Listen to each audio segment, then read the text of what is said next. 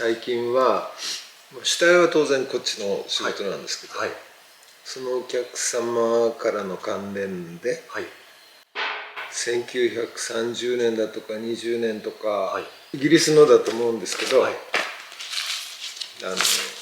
ティークのね、譜面台、楽譜ですね。全くそのままである必要はないけれども、何らか当時の雰囲気のもので作れないかとかね、それとかポコッと置いたんで、まだそれはやり直してねっていう依頼はまだ正式にいただいてないんですけども、打ち合わせも必要だし、1930年代って言ってました。イギリスのフェザーフィッシングのリールなんですね。でたまたま川でぬめりがありますよね、石に苔とか、でそこで足が滑ってしまう、転倒しちゃったんですね。でたまたまリールが先に他の石について割れちゃったんです。でそれリールなんで今大丈夫です、回してもいいんですけど、そのタッチ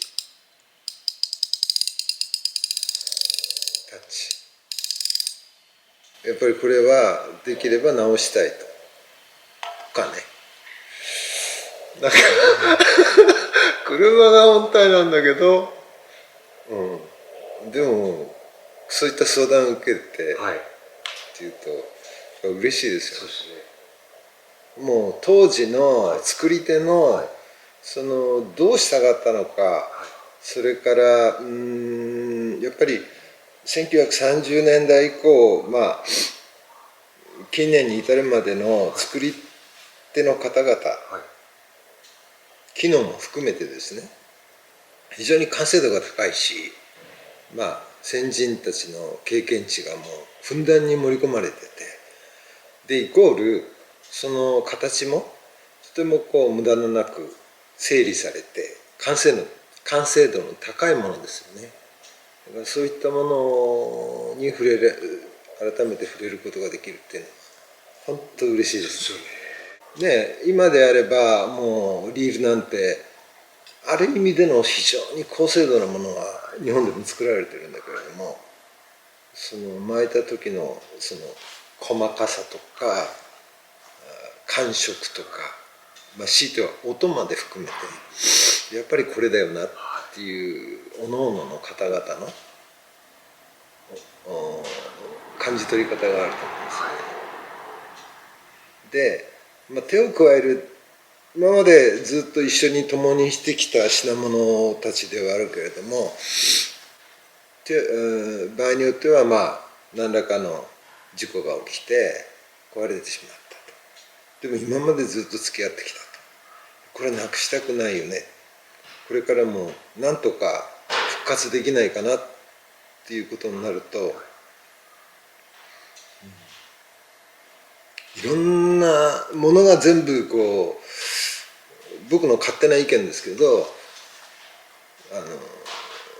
伝えてくれる、もしくは自分がその当時のなりえないんだけれども、その当時の作り手考えられた方のタイムスリップしたような感じでそれを再現するっていうことは決して僕が手を加えることによって今までとは全く別のものにしたったんでは何も意味がないわけで、その境地道路移行もしくはうまくいけばそれを少しでも超えるような形で戻せればいいなと。でも物を作るっていう世界ではある意味ではジャンルはないと思う。僕なんかは考えちゃってるんで、そこら辺が関われるのが嬉しいなと思ってます。今日せっかくのチャンスだからお話ししようかなと思ったのは、皆さんそれぞれね、多分すごく思い起こせばその時は気がつかないんだけれども思い入れがあるし、当たり前に日常に気に入ってるからこそ使ってる品物物があると思うんですよ。でそのおのおのの方々がね、当たり前のように使ってるんだけども、また改めて見ると機能はさることながら、なんだか知らないけれどもこう見てても飽きないような姿形だったりというものがきっとお一方お一方でね、いろんなものがあると思うんです。楽器であったり釣り道具であったり、はたまた車であったりとか、やっぱりその方々が気に入られて使ってきてる、当たり前のように使ってきてるんだけれども、何らかの時に改めて見直すと、これはすごい完成度が高いなと、見ててもじっと見てても飽きないなとか、やっぱりそういった者たちっていうのは時間の経過とともに一部は手直しされたり、手を加えながら経験値もさらに加えられながら完成度の頂点に達している者たちだと思うんですよね。でいわゆるそれが本当の本物。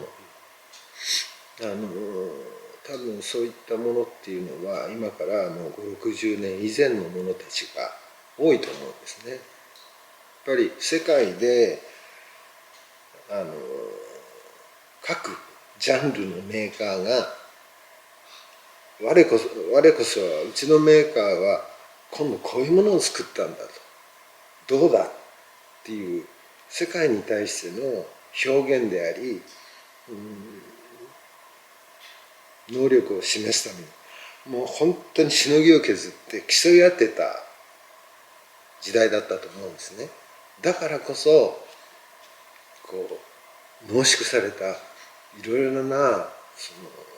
ところが品物に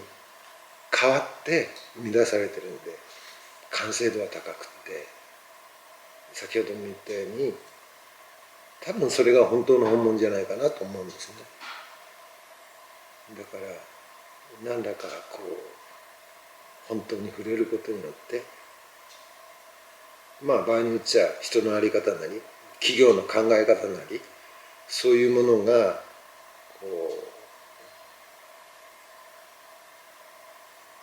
いい意味で伝わるんじゃないかなと。だからそういった者たちができれば今後も使い続けていただきたいなと、そう思ってます。で自動車の世界でいうフルレストレーションになりますとね、部品的なものは全然違うものが搭載されてますけども、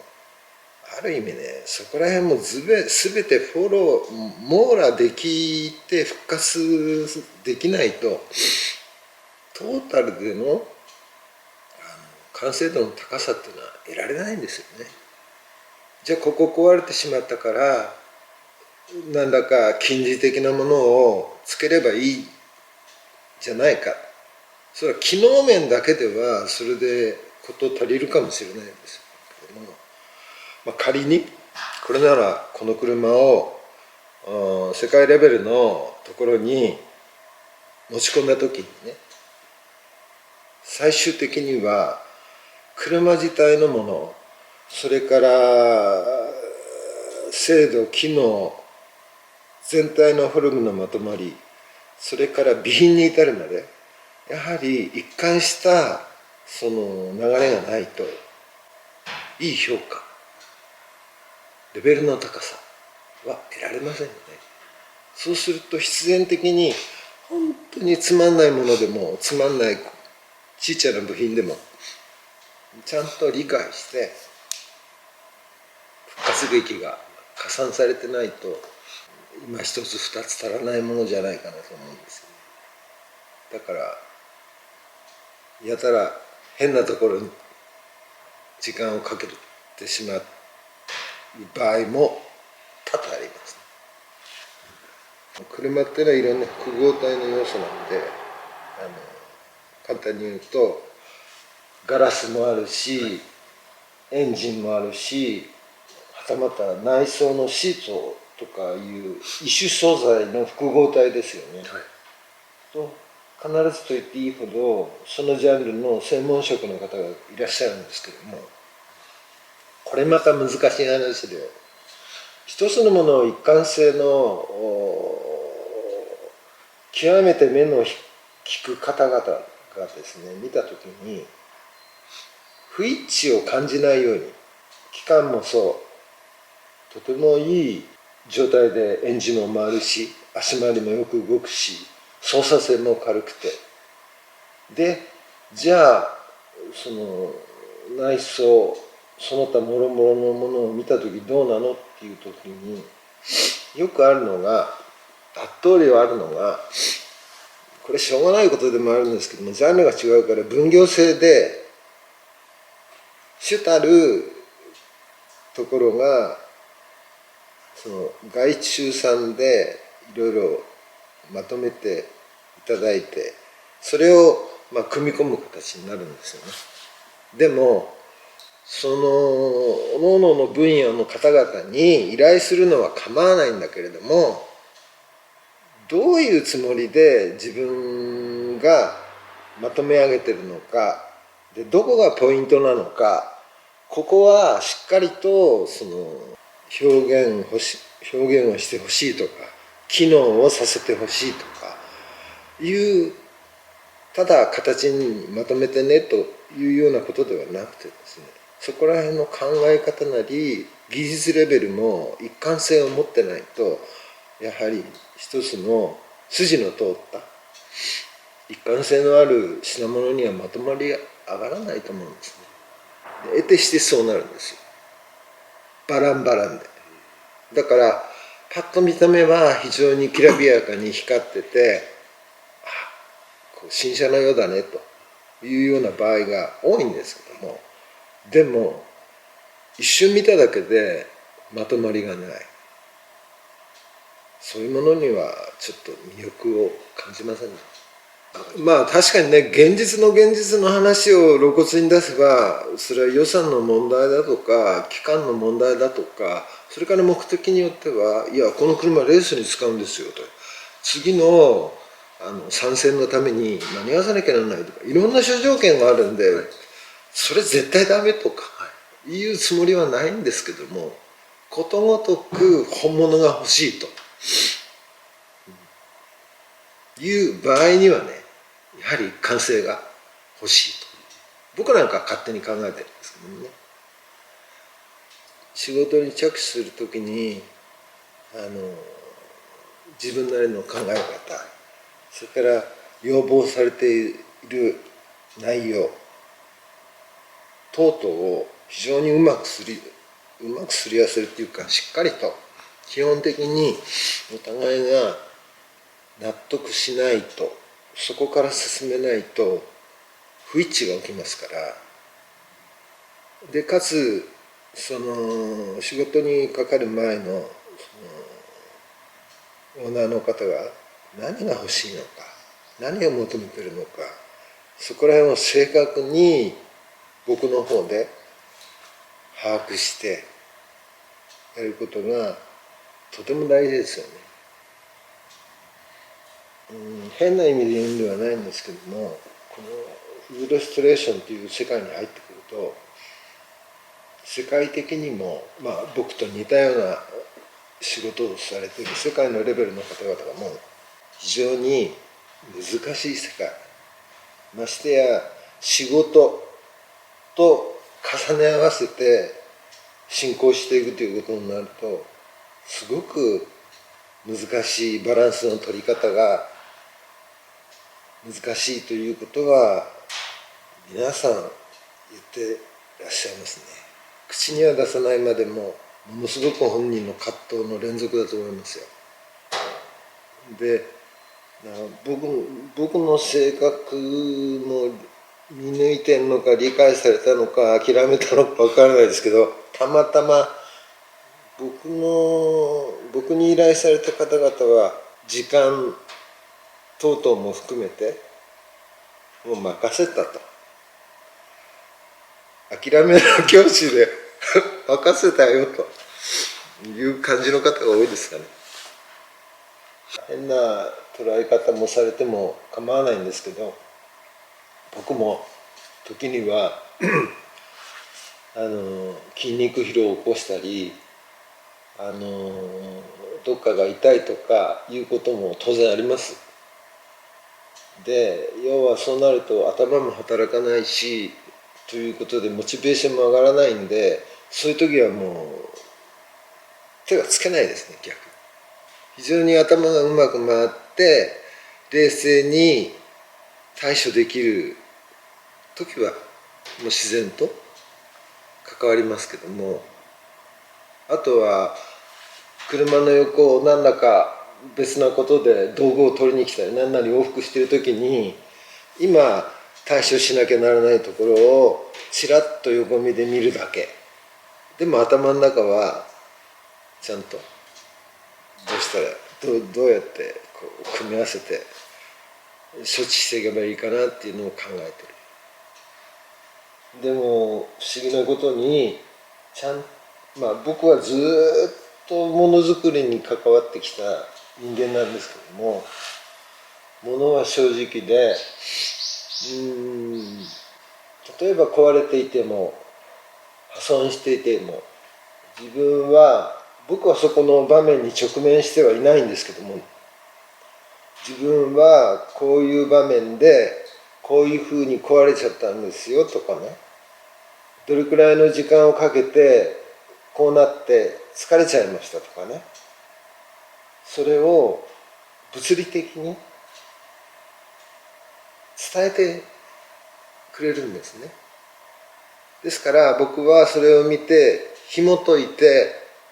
そういうことなんだっていうのを理解してあげることができるんですけども、それくらいものは正直にこう表現、僕にとってはそうなんですね。サビが入ってたり、それからひびが入ってたりとかいうのもいろいろありますけども、大体どれくらいの何年ぐらい前にこういうことが起きてこういうことになってというところまでは読み取れますね。だから正直ですよ。仮に他の方からはこういう説明を受けたと言っても、元関わられてたオーナーの方がこうなんですよって言われてても、本当にね、それが嘘か本当かは物が語ってくれるんで、もう一瞬にしてそれはもう正確に出せますね。サビでもいろんな種類がありますしね、色にしてもサビの色にしても時間経過によって変化してきますから、大体割り出せますね。もう誤差もありますけど、嘘はつけないですよ。